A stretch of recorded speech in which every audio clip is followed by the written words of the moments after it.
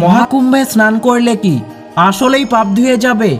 হ্যাঁ, পাপ ধুয়ে যাবে, তবে সেই পাপ যেটা আপনার অজান্তে হয়, সেই পাপ যেটা আপনি না জেনে করেন। এবার যেই পাপ আপনি ইচ্ছা করে করেন, যেই পাপ আপনি জেনে বুঝে করেন, সেই পাপের ফল অবশ্যই আপনাকেই ভোগ করতে হবে।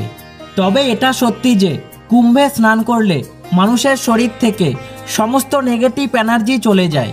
কুম্ভে স্নান করলে মানুষের আবেগ, চিন্তা ভাবনা, মানুষের আণবিক গঠন, চারিত্রিক গঠন, শারীরিক গঠন এবং স্বাভাবিক গঠনও সম্পূর্ণভাবে ভালো হতে শুরু করে।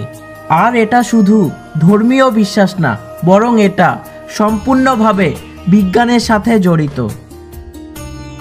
ছবিতে যাকে দেখা যাচ্ছে তিনি হলেন জাপানের একজন বিখ্যাত বৈজ্ঞানিক মাসারু ইমোটো।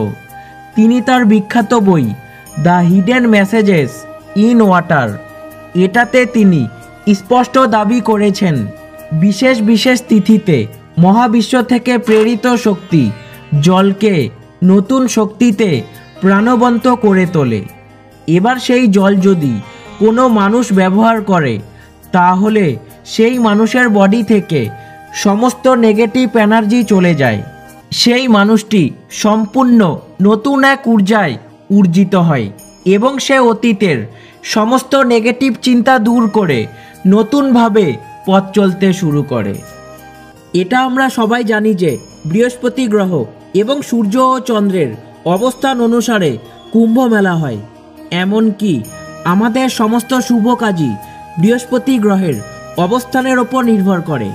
বৃহস্পতি হলো আমাদের গুরু গ্রহ। এই সময় বিশ্ব ব্রহ্মাণ্ডে যে কসমিক এনার্জি তৈরি হয়, সেই এনার্জি সরাসরি এসে পড়ে কুম্ভের বায়ুমণ্ডলে। আর এই সময় কেউ যদি কুম্ভে এসে স্নান করে, তাহলে সত্যি সত্যি তার অজানা পাপ ধুয়ে যাবে এবং তার শরীর থেকে সমস্ত নেগেটিভ শক্তি দূর হয়ে যাবে।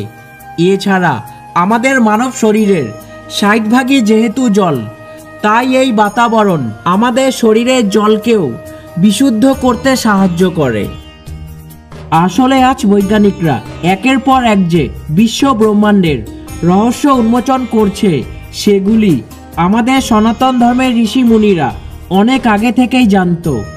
তাই তো আজ বৈজ্ঞানিকদের মতামত এবং আমাদের সনাতন ধর্মের মতবাদ সম্পূর্ণ মিলে যাচ্ছে।